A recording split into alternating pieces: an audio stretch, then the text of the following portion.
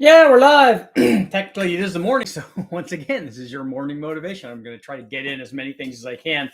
So, today we want to talk about roller rockers, specifically LS roller rockers, because if we look back at all the testing that I've done on small block Fords and small block Chevys and big block Fords and big block Chevys, to some extent, to lesser extent, the Dodge stuff, because that's a different subject also. When we're looking at small block Chevys and small block Fords and big block Chevys and big block Fords, we almost always, when we would put motors together and run them on the dyno, we would almost always put roller rockers on them. It was kind of a natural upgrade. It was kind of a given. I know I'm going to get people argue with me about, well, those snap steel rockers work just good, and they do. If we look back, we'll step away from LS stuff and we'll look at conventional stuff. So both on the Fords and Chevys, if we run the stamp steel rockers with little pivot balls and stuff in there, one of the problems were the pinch nuts that hold it down. Especially if you use them more than once, they tend to back out. So our cure for a lot of these things, and lots of guys out there, is basically to replace that nut, that pinch nut, with just a simple poly lock. Just put the poly lock on and just tighten it. And if it was an adjustable setup, you could adjust it. If not, if it was bolted down, that works fine too. But if it had a stud on it and a guide plate, usually it would be adjustable. And that way it wouldn't come out. And I mean, it wouldn't back itself out, which was good. That was a very common problem. It's not uncommon on the original small block Chevys and stuff. But so we almost always upgraded them. I would say rarely did we run the stock stamped steel rockers, and usually, as a beginning thing, as a baseline, so that we could show what rockers did. And we always did it. And in our case, a lot of times, because Westech had a whole bunch of them from Comp Cams and Crane and whoever, so it was easy for us to upgrade that stuff. Maybe if we were paying for it, we would look differently at it, especially if we looked real closely at what the gains were. So would you get gains from the roller rockers? And, a lot of guys think, oh, well, roller rockers, it's a frictional thing. It is some of that. It's also a ratio thing. If you change the ratio from a 1.5 to a 1.6 on a small block Chevy, 1.6 to 1.7 on a small block Ford, 1.7 to 1.72 or 1.8 on an LS, for example, you can get additional lift and a little bit more duration. And you could get, you can pick up performance from them, but it depends. It's like carb spacers, seems like sometimes yes, and sometimes more or less, or whatever the gains you get. So you got to test it. But the rockers are the same way. I am a big fan of roller rockers, but like I said, especially on these earlier motors, but that changes with the LS. Whenever somebody asks me about roller rockers on an LS application, I usually tell them to steer clear of them, that it's not necessary. So I want to know from you guys, let's see what our poll says.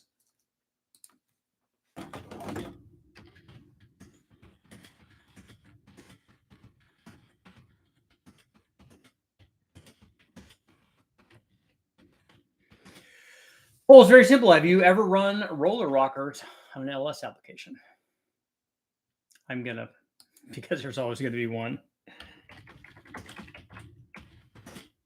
Aftermarket roller rockers on an LS application. So how many people have done that? I usually tell people not to, and we want to discuss that. You guys can let me know how you feel about it.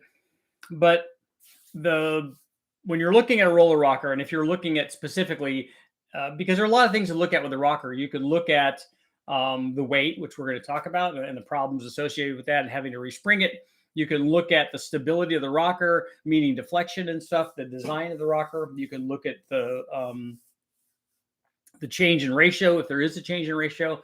You can look for a strength issue on some of the roller tip stuff. You can also look for side loading the valve to the guide. There are lots of considerations when you're doing this.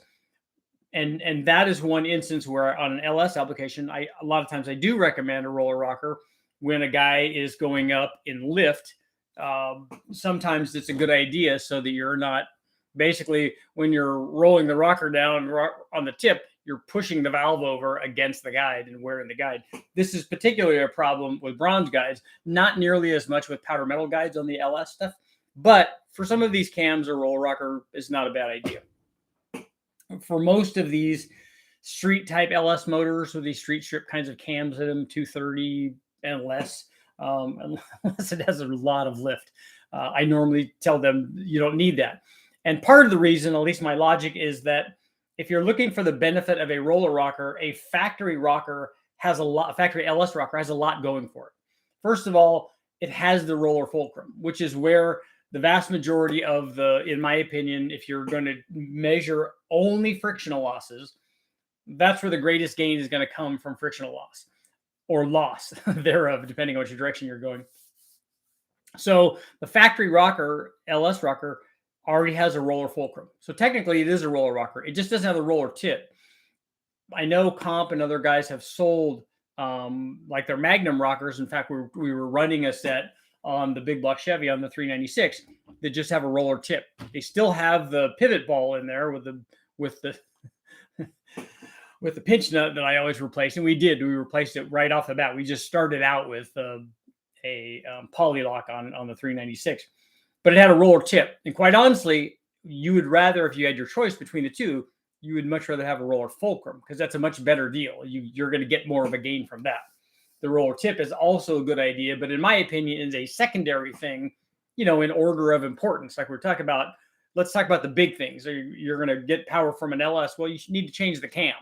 You don't need to change your spark plugs. You need to change the cam. You don't need to look at the gap. You don't need to index the plugs. You need to change the cam and the springs because that's the big thing. And so that's what I'm talking about. On the rocker, the roller fulcrum is the big part of the frictional loss. Then the roller tip.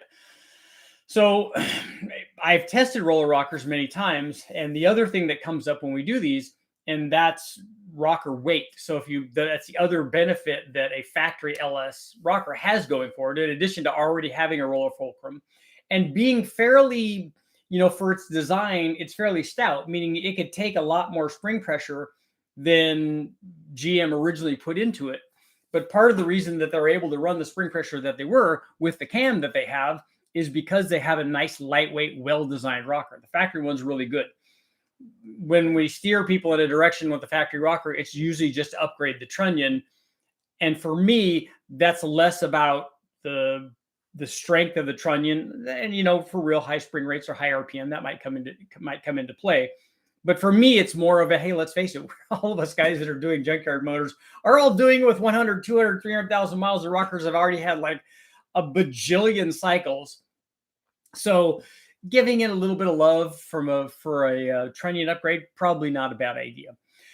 But when I've tested these rockers, they invariably have the same issue. And I've done this many times because, early on in the LS stuff, way back when I just first started, was running these LS1s, which was the OG one. We did some rocker upgrades. Comp had some stuff where you put guide plates on and studs and put rockers on. Just, they were making it into kind of a small block Chevy. And we ran those. And whenever we did, we would run into valve flow problems because the rockers are very, very heavy. And so you'd run into valve control with these heavy rockers unless you seriously upgraded the valve springs. So, and I never really scienced out the particular rocker, and not just more spring rate, which tends to cure it, but also spring frequency. I've never seen, and I'd like to, so maybe Brian Tullio, I could talk to him and figure this out, but it'd be cool to see the frequency changes in springs and combining that with the rocker, but the camshaft is also going to come into play. So I'd like to see valve control with rockers with a stock cam, and then valve control with rockers with an aftermarket cam that was already otherwise stable if you run it with stock rockers. So there are lots of really cool spintron testing possibilities there for, valve float and loft, and basically just control. But whenever we've run them, I have a video up that's about roller rockers, and it shows what happens when I think we ran a 26-918 comp spring, and then we put roller rockers on it with a stock cam. And the roller rockers are worth power on the stock cam. And we'll talk in a minute about why. But we did put those on. But even with that upgraded 2619 spring, we still ran into problems with valve float. We may have also tried it with a stock spring too, which is it floated really early with that.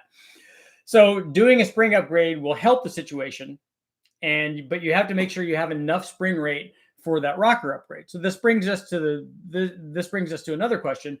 When you're upgrading these, are guys upgrading just the rocker because it's, let's face it, people would be more apt to make changes that are easier to do. If more of the average guy can do it, it should be a bigger sales success, I would think. Changing a cam, you got to tear into the motor. So let's face it, a lot of guys don't really want to do that. But since the rockers are kind of on the top end, and all you have to do is take the coil packs and the valve covers off, and then get access to the rockers, and you could change those. But unless they're a direct bolt down rocker like the factory one is, and all you got to do is take the old one off and put the new one on, that would be a win. But the ones that I'm talking about where you have to adjust them, and that's a little bit more work, and you have to be a little bit more knowledgeable. So my question is, do you guys think that, does that hurt cam sales? Because unless you have a direct bolt down rocker set, does that hurt cam sales? And are guys that are putting rockers on, are they guys that are just putting rockers on in lieu of a camshaft? Like they're running the stock cam, I'm going to put rockers on, which because of the LS, we know when we put a camshaft in an LS, 4.8, 5.3, whatever, when we put that on, we know we're going to get power gains because that's the last link in the chain. It's the last part of the equation. It already has enough displacement and compression and head flow and intake manifold. It just has a very, very mild cam in it. So when we put a camshaft in it, it does pick up power. When we add rockers to it, we're not quite changing the cam, but we're doing a little bit of that. We're adding lift and a little bit of duration. So we're putting the very smallest cam upgrade that you could possibly imagine on this thing. But it is worthwhile a lot of times, especially on the stock cam. So my question to you guys is, what do you guys think, since you're out there in the LS world? Do the guys that are doing rocker upgrades, are they guys that are doing the rocker upgrade in lieu of a camshaft, or are they doing it in addition to the camshaft because they're trying to get, like, maybe they put the cam in and they go, oh well, now I'm going to put rockers on, I'm going to add more lift? Are they that guy? Are they all these guys? What kind of guys are they? Let me know what you guys think. But rockers are, and I'm not going to change my mind about rockers. We tried, for instance, one of the other tests that we did, in addition to running it on a stock like 4.8, I did it on a 4.8 and a 5.3, but we also ran it on the 5.3 when I was running all of the stock cams. We ran the LS7 cam, and because the LS7 on the LS7 has a 1.8 rocker, we went from the 1.7 rocker to a 1.8 rocker. And again, same kind of thing, valve float. It was showing a gain in power until we got to valve float. But once we got to a valve train instability issue, obviously the power just falls off, thing becomes just generally unhappy. So it looked like there was going to be gains there. But let me know how many of you guys, we got a vast majority, 87% so far, saying no, the rockers are not nearly as popular on the LS as they are on the other small block and big block Fords and Chevys. And I have to say, I'm probably part of that reason, because anytime somebody asks, I tell them, that's probably not a good idea. But they are one of the cool things. I have to admit, when you open the box on a set of roller rockers and they're gold or whatever, and they're all Billy goodness, it looks cool. And it is one of the things on the list of multiple things that you could say, oh yeah, it's got ARP studs, and it has roller rockers, and it has a high volume oil pump, and it has all these things, that we all want to list off. But for LSs, still, unless you have a high lift cam and you're running into problems with side loading and stuff, the guys have run lots and lots of RPM and made lots and lots of power. All the big bang motors, the 1500 plus horsepower motors, they all had stock, not just stock, but stock high mileage rockers of unknown, not unknown mileage, but unknown maintenance. Basically, we have no idea what they were treated to or how they were treated before we got it. All we can go is, hey, look, this thing had 249,000 miles. in the case of one of them, when we did it with Chad's motor, we know that that thing was running when it came out. From some of the wrecking yard ones, if we pick a car that's got crashed, we assumed that it was running when it came out, but we have no idea how well it was running or how well it was maintained or any of those things. But so rockers, good idea on some of the earlier motors. They work on an LS, but are they worth is the gain worth the potential for valve float and the cost and all that stuff? Really only you guys can kind of figure that out. Let's see what you guys are doing. Oh, and by the way, before we get into the question and answer period, take a look at the video that I just posted. It's I'm talking about because you guys know when I talk about turbo LS motors or turbo any kind of motors, I tend to lean toward the milder cam side of things, so you get better response and stuff, and that kind of goes together. But we've talked about this many times now. As an absolute, you put a small cam in it responds better, and then the turbo can make what the turbo makes, and that seems to be a good combination for the vast majority of us. But the reality is there's another question there, and this is what I tried to cover in the video. There's another question. Even if we're making a little bit less torque down low because of boost response from a turbo cam, or rather than say turbo cam, I'm just going to say a bigger cam. So if we have a sloppy stage 1 versus a sloppy stage 2, or a truck cam versus a stage 1 or 2 NA cam, whatever it is, when we have a cam that makes more low speed power, it will make more boost and make more low speed power, because that's what it does. So if the turbo comes up earlier and all that's good, you have more boost, you have more torque, you have more power, you have more all of that. That's good. But is it? When you take an NA motor and then you add boost to it, you're going to add a lot more power and torque. So the question then becomes, if you have a little bit less, you have 20 or 30 foot-pounds less, did you have the traction for what the gain that you got from just putting the turbo on? If you go from 350 foot-pounds to 550 foot-pounds, and the fact that you're missing 30 of that, does that really matter? I mean, that's the thing. We need to look at specific pictures and not just generalities. And I tend to, when I'm doing these things, I tend to tell you, just put a small cam in it so it has good boost response. Well, what is the boost response on your thing anyway, in your vehicle while you're driving around? What's it actually doing? We don't know. So we need data logging for that, and then go, okay, now it does that, it does this.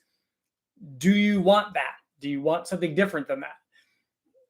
For a lot of guys, if you're making 600 foot-pounds down low because you got a turbo deal, do you need more than that? Can you even put that down? Or are you having to roll the throttle out when you're doing that? And if you are, you don't need more low-speed power. It's already working. And quite honestly, the turbo sizing and the engine combination, at least the NA power output, are much more critical in big picture stuff compared to just the camshaft down low. The camshaft, a lot of times, especially way down low, like at 2,000 RPM, the difference between the two cams might be nothing. I mean, because there'll be some gain, usually a little bit later than that, but way down, the cam is not really coming into play that much. So it's just more stuff to think about.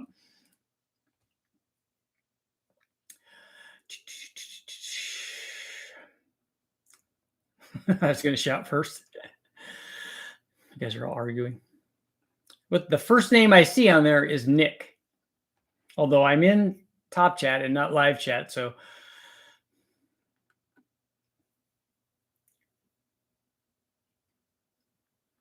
Todd, you're pulling the engine. Good.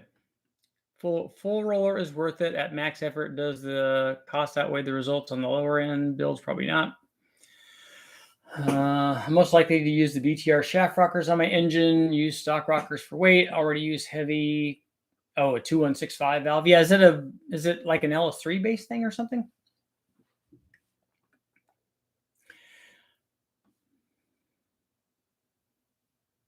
He posed a question: would anyone do rockers in lieu of a cam swap? Why bother not swapping the cam if you're already in there? But you're not in there. You're swapping rockers is minutes, and swapping cams is hours. So you're not even close. I mean, have it taken the coil packs off and disconnecting the spark plugs and taking the valve covers off and then swapping the rockers is very, very easy. It's something the average guy could do. But going in then after that and doing the camshaft is a much more involved process compared to rockers. Should I get roller rockers for my stage 1 crane cam? I rev the LS engines close to 8,000 RPM, not exactly on purpose, with stock rockers and rocker bolts, no problems. Yeah, I don't know that guys are even putting like ARP rocker bolts on them when they're doing these things. Richard, building 427 small block Chevy, SHP block, short block, AFR 195s. Former RPM, what camshaft would you recommend for a real hot street setup, occasional strip? Well, if you're running a performer RPM, then you're going to be limiting the RPM, especially on a 427-inch small block. So you're going to want a camshaft that's done before, you're going to make peak power at 6,000 or certainly less than 6,500, unless you put a real big camshaft in it. If you want the thing to drive around, I'd probably pick something that's like 236, 248, probably. Burnsy's here, Honda Tech, Rich. Stock LS rockers work great with trunnion upgrades.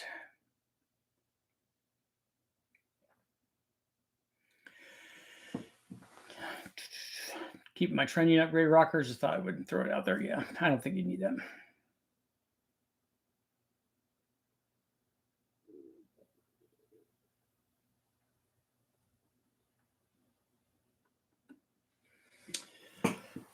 I've seen more issues with aluminum rockers on stock motors than factory LS ones.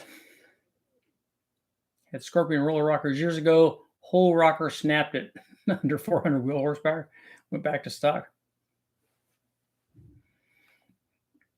I'm sure I've never broken we've never broken a roller rocker that I can remember.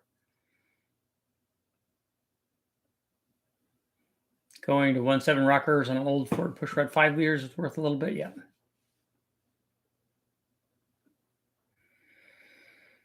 Hopefully they're getting rockers after a big cam, like James said, 7,000 plus. Rockers don't do a whole lot, and the cam is going to do more.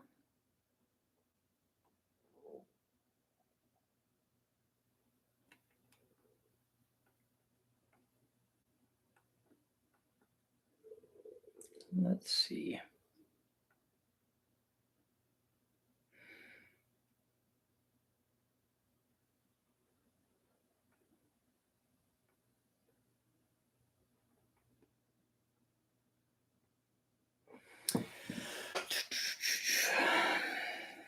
"12 years ago, it seemed like a cheap upgrade for more power and more strength. So why not, if doing a cam head swap, turned out they have a higher failure rate than stock rockers. The stock rocker, like I said, the stock LS rocker is really, really good. Roller tip aluminum roller rockers, like from the Fords and Chevys and stuff. I've never seen a problem with those. I haven't run a lot of them on LS stuff. BTR shaft rockers.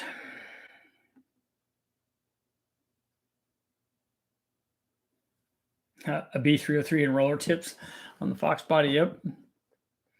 What about a claim that lightweight roller rockers on an LS6 are worth 15 horsepower? How are you a 6-speed? Who makes a lightweight roller rocker that would be lighter than the factory rocker?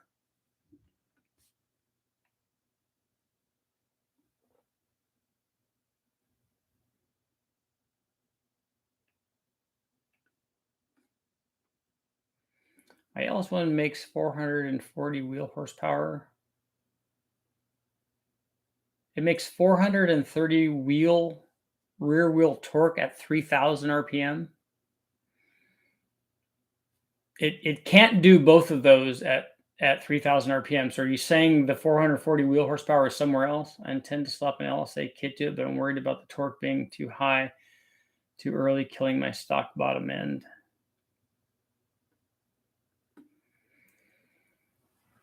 So you're saying you have a stock bottom end LS1 that makes 430 rear wheel torque at 3,000 RPM. How much boost is that?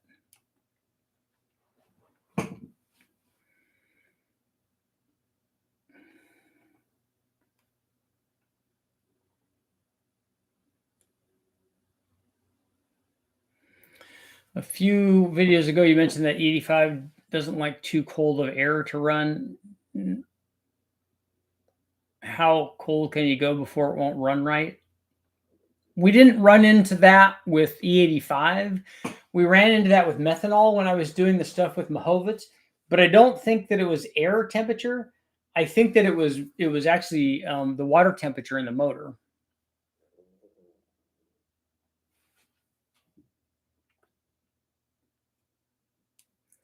Does the exhaust cam make any real difference? Because I have a significantly bigger exhaust cam than stock. I'll try to get Delta to grind the intake. Yeah, they both make a difference. You want to change both of them. Pulling a 4.8 out of my Tahoe for a stock Gen 3 LQ4, the sloppy stage 2, that will be a big difference. Going from a 4.8 to a 6.0 is a lot. The new TSP trunnion rockers come with roller tips. I haven't tried those. I already have valve springs. There's no way I would buy rockers over a cam. A cam definitely makes more power.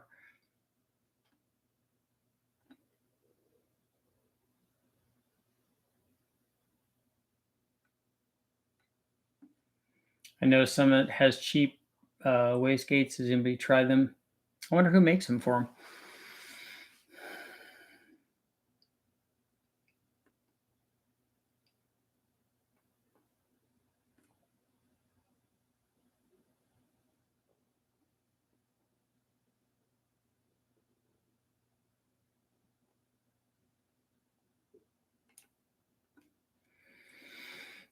Six speed. If they change the rocker ratio, if they change from a 1.6, I mean from 1.7 to a 1.72 or 1.7 to 1.8, then a roller tip rocker, but it's got to be a roller fulcrum too. Then a ratio change can change power. Richard, is there a situation where you recommend changing the rocker ratio? On an LS, I don't normally do that. On other applications, I do.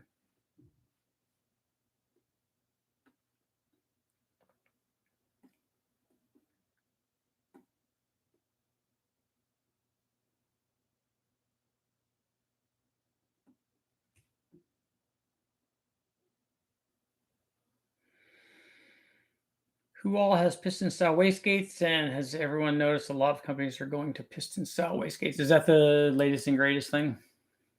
86%. Only 14% have run roller rockers on their car, on their LS. So I can go out of live chat. I mean, go out of top chat, go to live chat.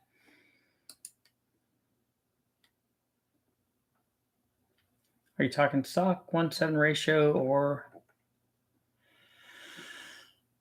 1.8? It doesn't matter. At least if that question is about the pole is just any kind of rocker, roller rocker.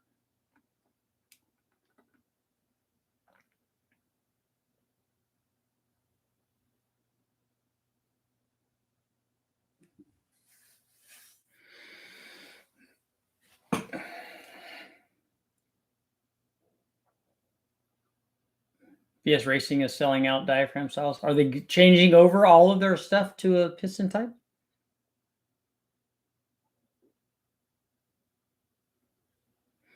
Rod, I didn't look at the power numbers on that thing.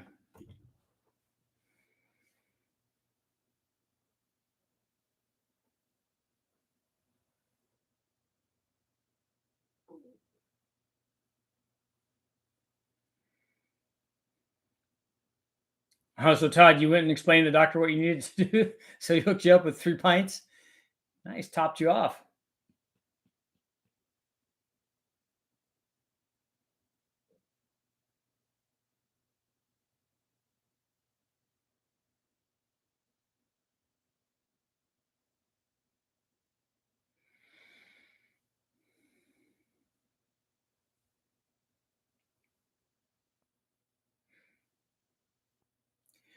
The 430 foot-pounds of torque to the tire at 3,000 RPM can't be right. That's got to be a converter flash. That would mean it's making 530-ish at the flywheel, and an LS1 is not going to do that at 3,000 RPM as much as I would want it to. And just to make sure that I know what I'm talking about.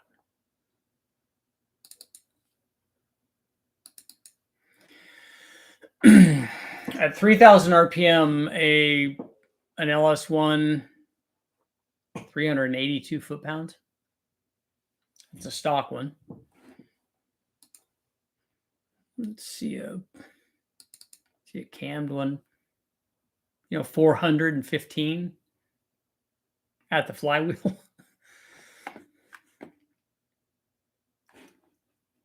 See if we can get more than that. I've got some other 5.7s.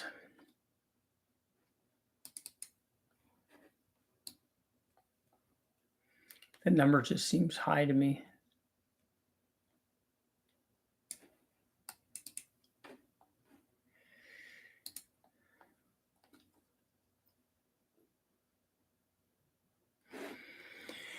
Yeah, I don't ever remember seeing any kind of 500 number there.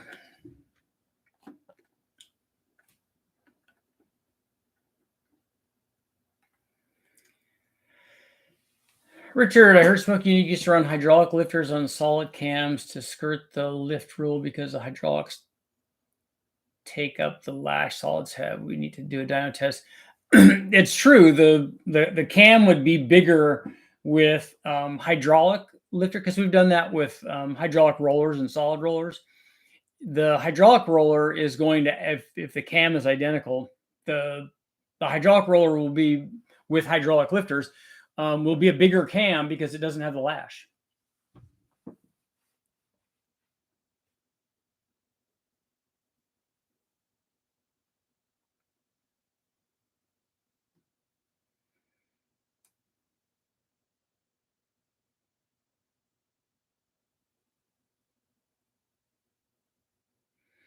Rod, no, that's my fault. I should have looked. I just I get busy and forget lots of things I want to get done while I'm there. I wanted to check that out. Now it makes me mad that I didn't grab that because I had to copy a lot of the dyno data from all the testing that I did. So it makes me mad that I didn't grab that and take a look at it. I might be able to send a message to Brule and have them look that up for me.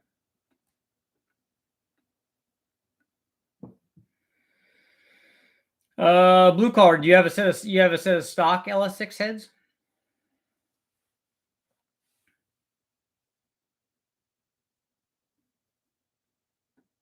Yeah, turbo sensor. Call Delta, call Webb, call Schneider. Reloading. I am editing started editing it this morning. As I said, I got a lot of weird comments about this.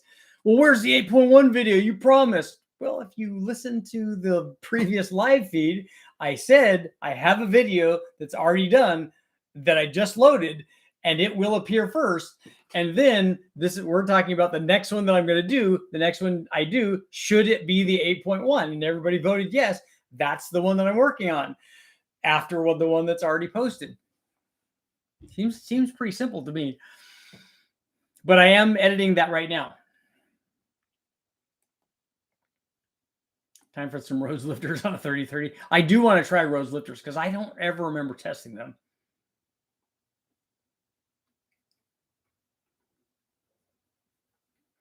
And I want them to do what they say that they do. And the way that I understand it, if it functions the way that they're advertising, then it might do that. Yeah, the 8.1 stuff was fun. I got 3 tests for the 8.1. Cam, intake, and then we got a comparison with a carbureted one. Because, carbureted big blocks. It's all the rage.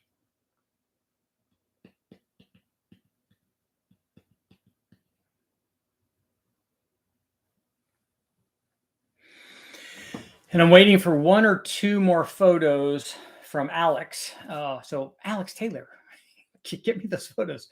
then I could put that one up. That was a lot of fun.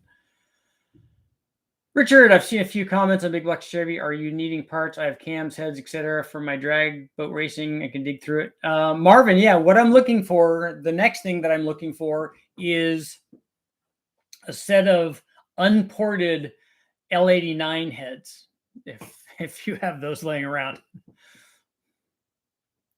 How far are you planning on pushing the 8.1? I'm not pushing it. We just want to show upgrades on what people can do to make more power with it. My goal wasn't to do a big bang on it, but it might be taken apart and we need to put ring gap in it anyways.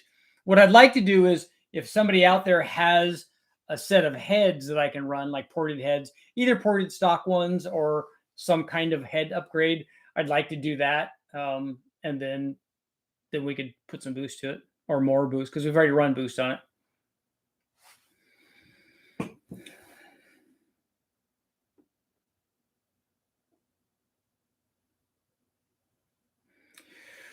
The link is a video. Oh, I don't know. Did you put a link in? Oh, a T56 would make more sense. So that would be better.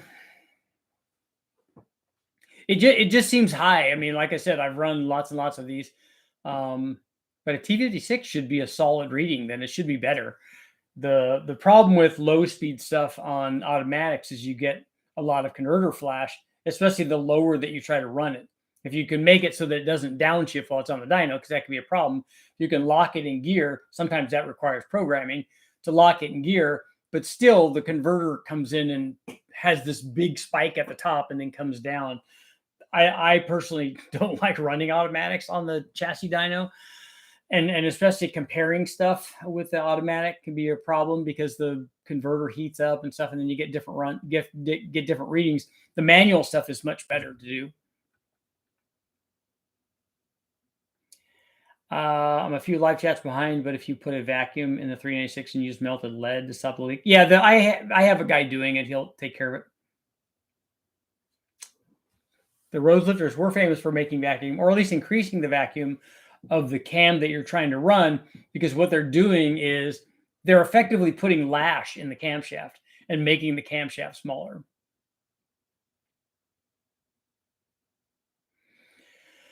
Blue collar, you have a set of L89 heads?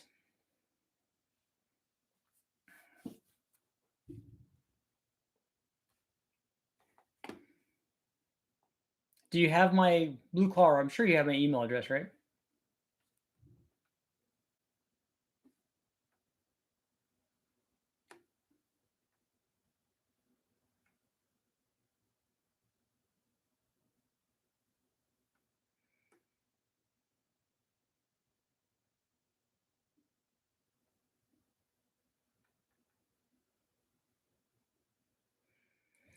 Richard, would you put Gen 5 LT heads on a Gen 3? Probably not, because there's no reason to do that. The heads are already really good for the Gen 3 and Gen 4 stuff. And it takes a lot. It takes a custom cam. It takes a lot of upgrades. You have to have a Gen 5 intake. You have to have a Gen 5 exhaust. And I don't know what the gain is from that. I don't know what the benefit is. If there was a situation like when guys like, I could see myself more doing a LS head or Ford head on the 5-liter inline 6-cylinder, because there's not a good head for that. At least nothing that would be that good. But the thing is, for the Gen 3 and Gen 4 LS stuff, you have cylinder heads that flow 400 or 500 CFM available that you don't have to resort to going to the LT stuff.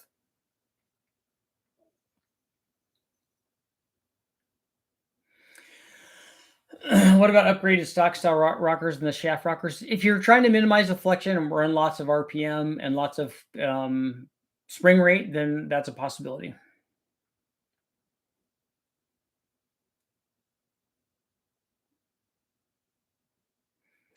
Richard, can you explain why do torque power down trucks start around 3,000 RPM? Usually guys don't load them lower than that on engine dynos. You can. A lot of the dynos will do it depending on what the output of the motor is and the range of adjustability of the dyno. It's just that you never have a stationary load like that at 2,000 RPM. And most guys that are interested in performance in their motor are not interested in what performance they have at 2,000 RPM.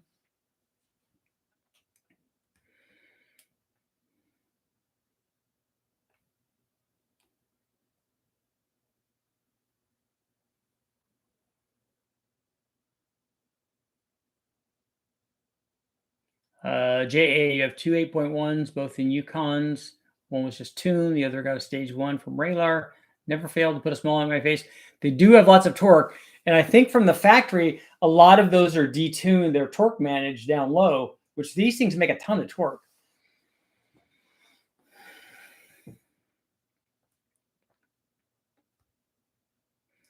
Reloading, some unhappy people have another question. Have you ever tried to adjust crankshaft end play? I've gotten up to 4,000s by hitting the end of the crankshaft. We always hit the end of the crankshaft when we're putting a motor together, because we do that before we tighten the main caps on, so that you can basically, what you want to do is even out and seat both of the thrust bearings. And we do that. We hit it on both sides, and then we torque it down. And then usually you'll get a half a thou or maybe a 3/4 of a thou by doing that. But your end play should be dictated by your bearings and your main cap. So what I did, like on the 396, we only had about 3,000s. So what you do is you take it off and we put it on a flat surface, and I use sandpaper and oil, and then we sand the thrust surface like this. Not very scientific, but you do it a little at a time. And actually it takes quite a bit of that, oddly enough, to get an adjustment. And then we got up to 5.5 or so after 2 or 3 attempts. We got up to about 5.5. But yeah, seating it is very important.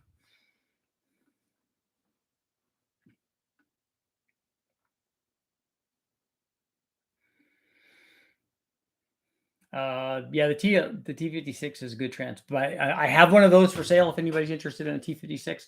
I also have, to go with it, if this is for an LS. So I have that, and I also have a dual disc clutch and pressure plate, and it's brand new. It's never been used. So if you're wanting to upgrade the drivetrain in your LS, hit me up.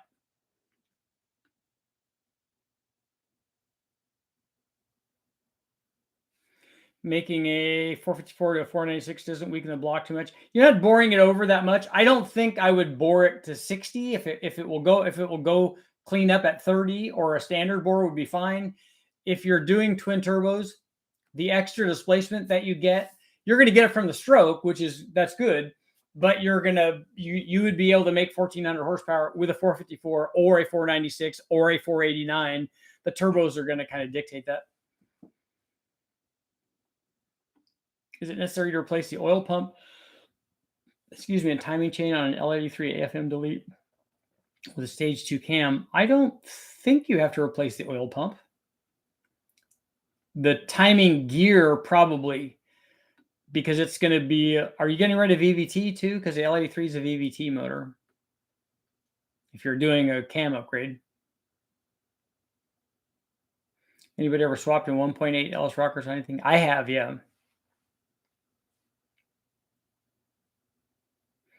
Scott, I do still have the T56, as I just mentioned, and it has a clutch and pressure plate, not a pressure, yeah, clutch and pressure plate and flywheel. Are 862 heads any good? Yes.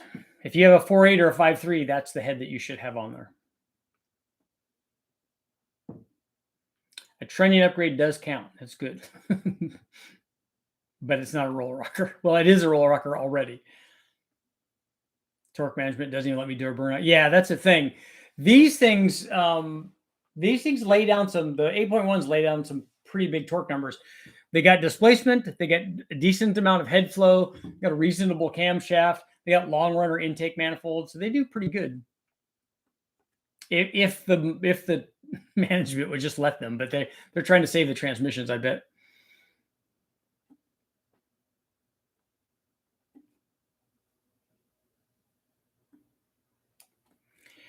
Richard, do you watch Speed Society's channel? I don't. The name actually sounds familiar because I've done lots of searching on Omni stuff.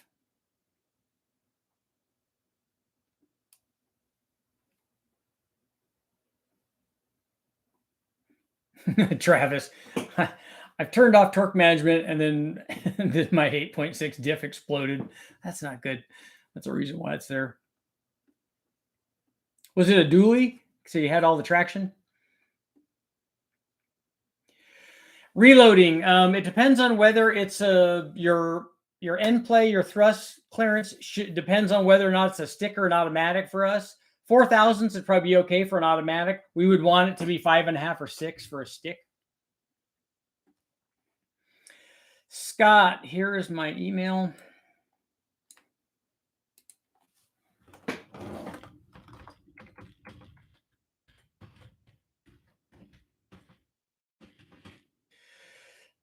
Dang it, it's all caps, yo.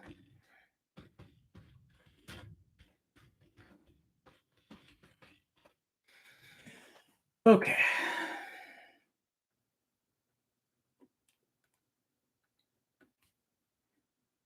What's your opinion on the Texas Speed Brawler LS6 heads? I don't know anything about them. Are they ported? If they're ported stock LS6 heads, then they're probably pretty good because there's lots of CNC programs for that 243/799 head, and they can make a lot of power with them. They can flow a lot. They can flow way over 300.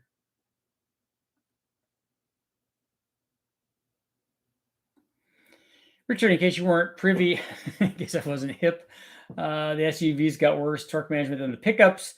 They came with 4L80s, and the trucks had the taller frame, making room for the Allison. The Allison's a better transmission. Yep, I didn't know that they changed the torque management. I would have thought that they would have been bad on both of them.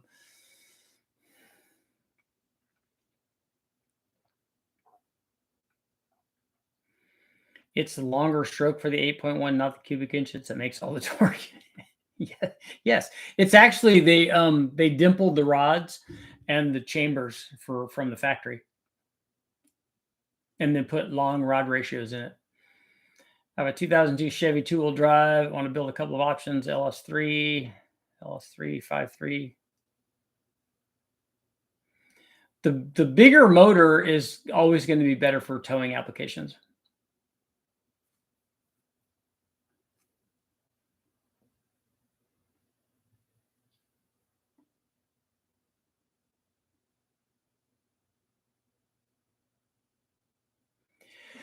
Marvin, the rec ports I have on a complete motor, I have 2 pairs of ovals. One is 215 closed chamber. Oh yeah, okay. No, I found a set of heads for the LS6. So I have that, and I have heads for the 396. The ones that I'm looking for are, I'll tell you what the casting number is.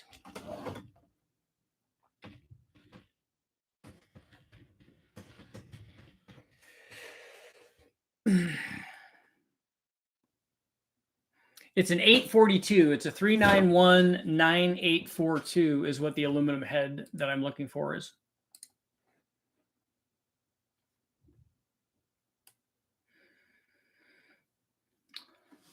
Minnesota Justin, welcome. Minnesota's in the house.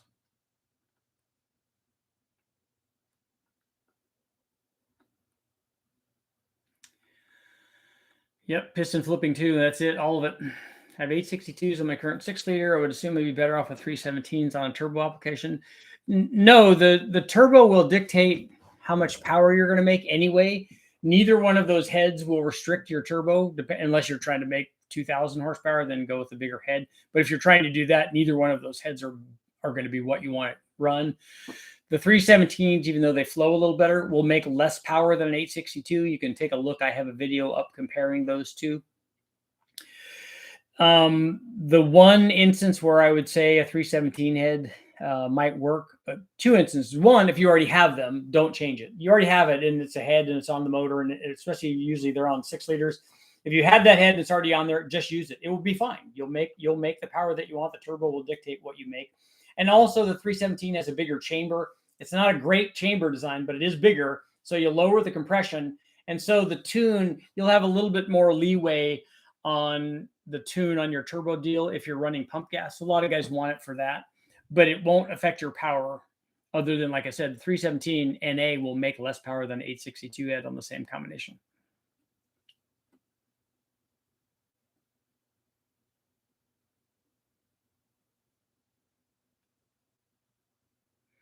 The 9 3/4 G80 rear ends out of the newer trucks are tough. When are we going to get the LT5 versus an LS6? Which LS6 are you talking about? And which LS5? Because they use those things for a few different things. Do I know grit sandpaper? I used what we had, which was 180. Even with 180, it took a while to get them down to what we wanted.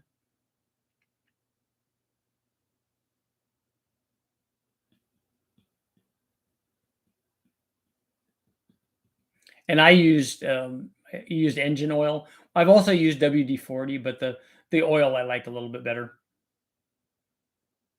But both of them work. Just make sure you have the sandpaper on a flat surface.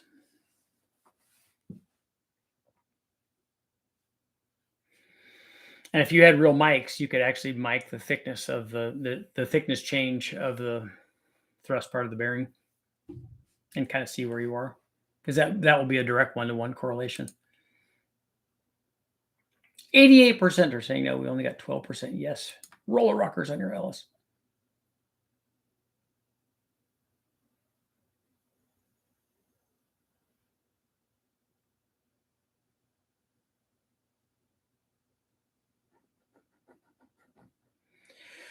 The LT5, the ZR1 motor, and which LS6 did I talk about? I don't remember saying this.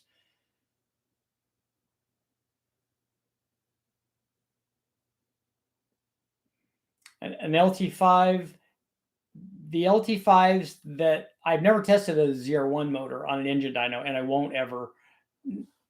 The later supercharged one.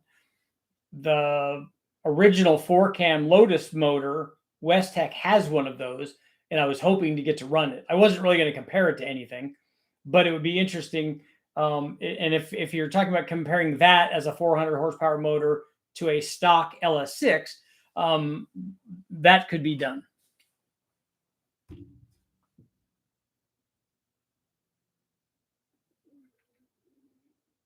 Yeah, the mill table should work as long as it doesn't have. Does it have the slots in it for the hold downs?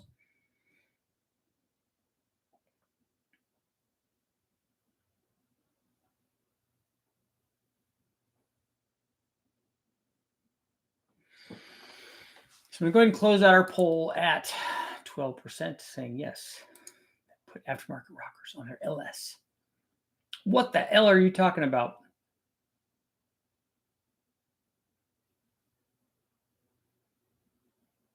Yeah, 60 grit is probably a little more aggressive than I would use. I didn't want to use the 180. I'd like to use something finer than that, but it would have taken me a long time to.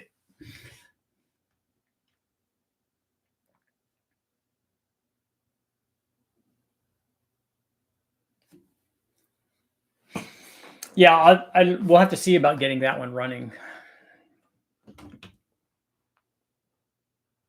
I do want to run it though. That would be cool.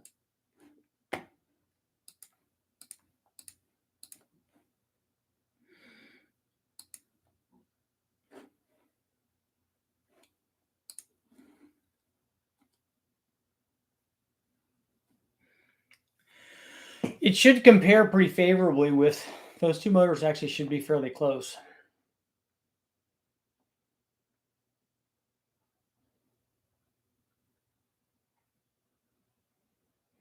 Yeah, the slots on just as long as you have a flat piece of glass, or we use a sheet of aluminum and just put it on a table.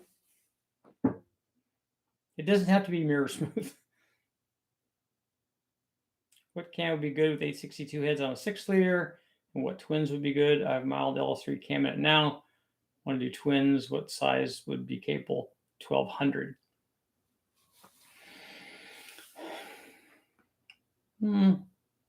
But for turbos, you could put two, if you're wanting to do twins, two of the GT45s would do 1200. I don't think two GT35s would do 1200 at the flywheel. And for a cam, there's hundreds of cams that would be able to get you there. Like a Truck Norris cam would do that, or maybe a stage 1 or even a stage 2 turbo cam from Brian Tooley.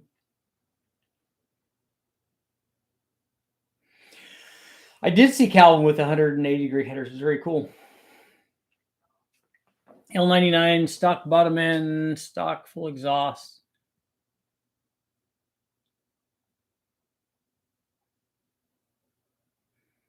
$229, $242 in an L99. Oh, I'm thinking I'm thinking the little 4.3 liter. It's probably not that though, right?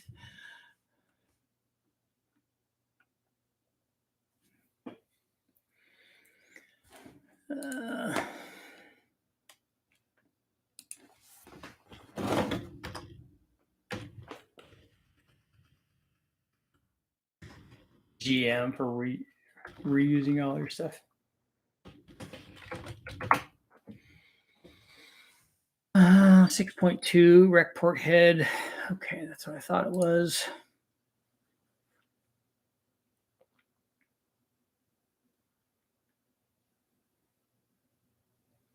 It has a stock truck intake.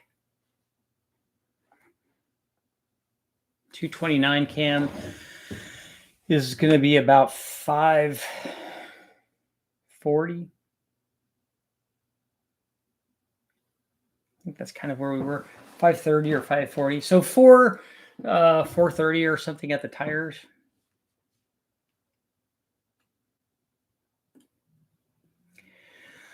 The aluminum set I have is a 1077. I'm not familiar with that. That's not even a is that an early L88 head?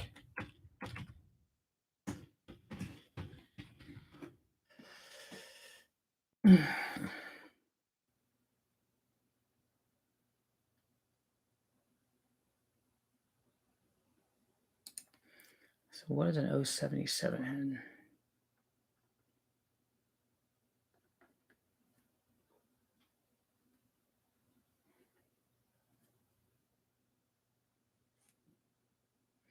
Oh, it's a replacement aluminum rectangular port head. So it's an aftermarket. It's a GM one. It's an over-the-counter head.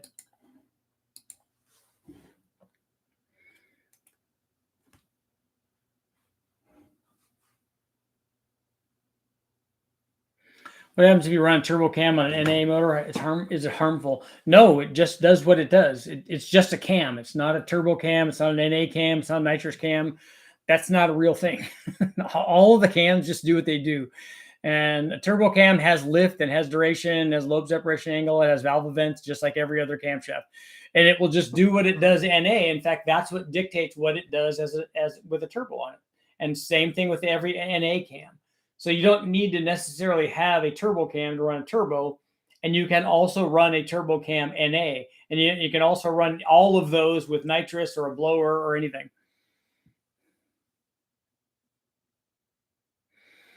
All right, T, you're out. I'm out in 2 minutes.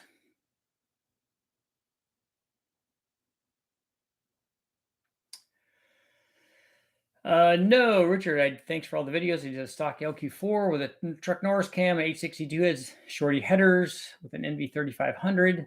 Could say it open up there, but that should be a good combination on a 6-liter. What would be the Truck Norris cam for a small block Chevy?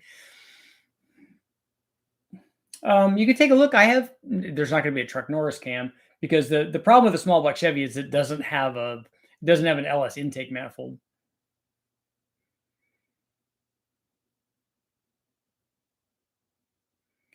What size motor was that made the 229 cam made 540 horsepower?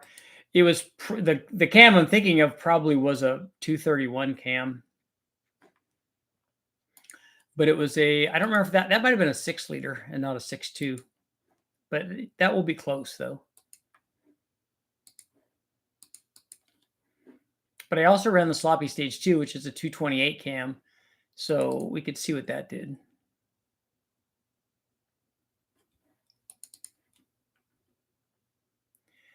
Final 3 intake summit. Here we go.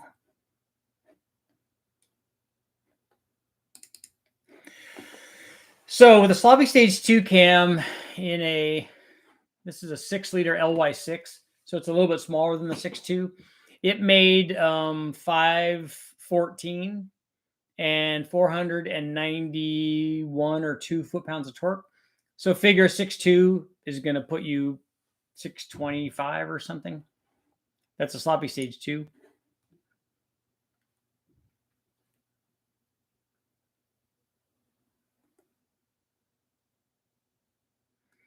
Stock turbo car steel NA cams because they usually flow better since no turbo.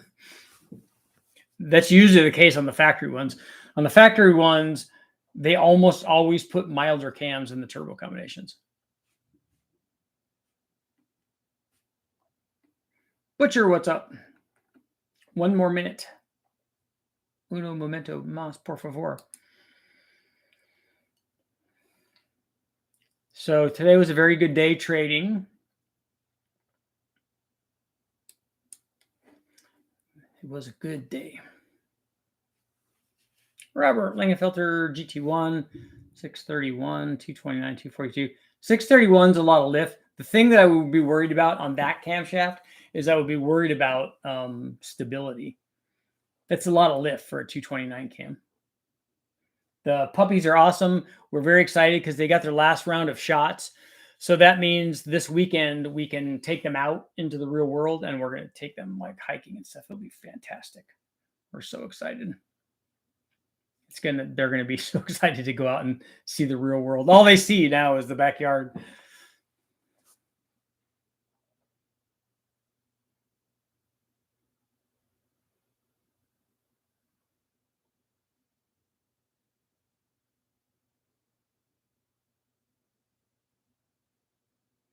Rod, did you have 049 heads on that?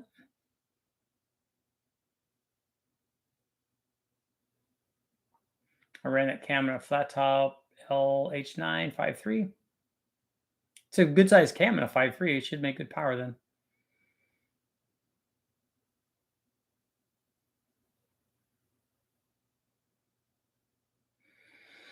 Yeah, reloading. You won't make that.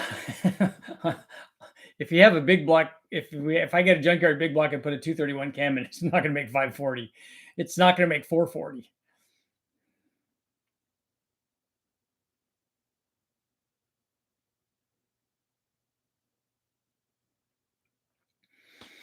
Honda Tech, good getting those projects done. I'm excited. I got one out of my garage. Now I have the 280ZX turbo motor in the garage, and I got to get that done. I got to still got to get the Mustang with an engine put in the Mustang and running, and also the Z. Both of those have to be running this year, and it's already April. Stock 67 325 horse heads. Those are going to be like an 049 oval port or something.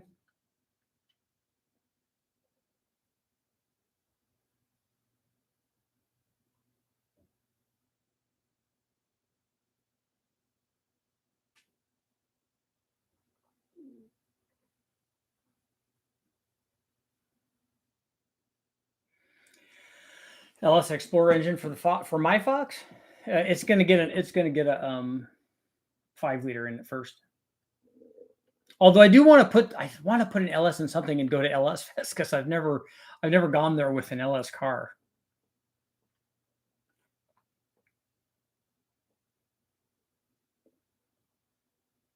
Yeah, reloading, but that's reality though. I mean, the dyno tells us what happens and what doesn't happen.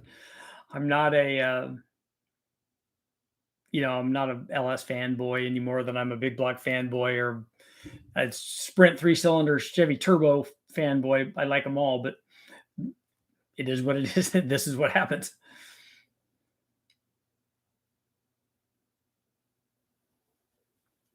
Yeah, Rod. There's supposed to be more power from more cylinder heads, but I'm curious as to why the thing did what it did. I want to look at the data.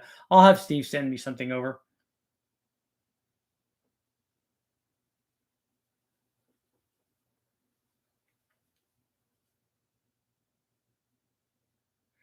Robert, were the LS6 heads ported at all?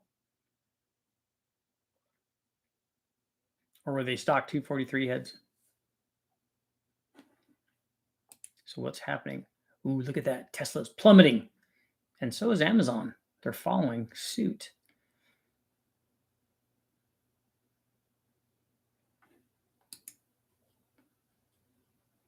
I say plummeting.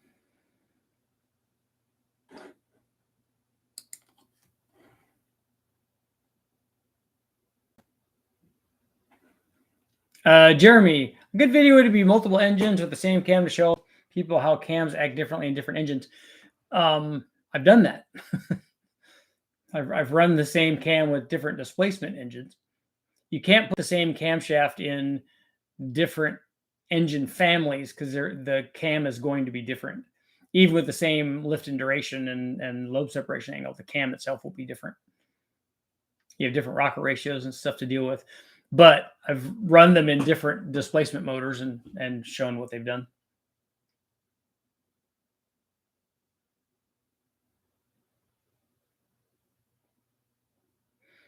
Yeah, reloading a big block is definitely going to have more low speed power.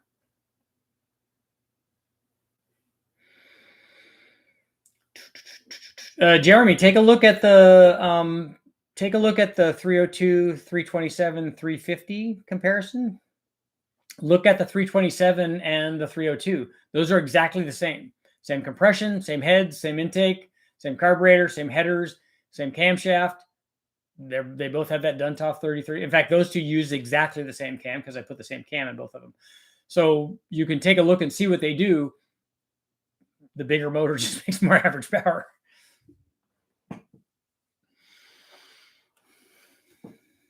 And that always happens. Happens on a 302 and a 331, a 347 small block Ford with that 274 cam in it. That's what happens. That's what they do. And on that note, it's time to go. But I will see you guys all tonight at 7. And I'm working on editing the 8.1 cam upgrade video.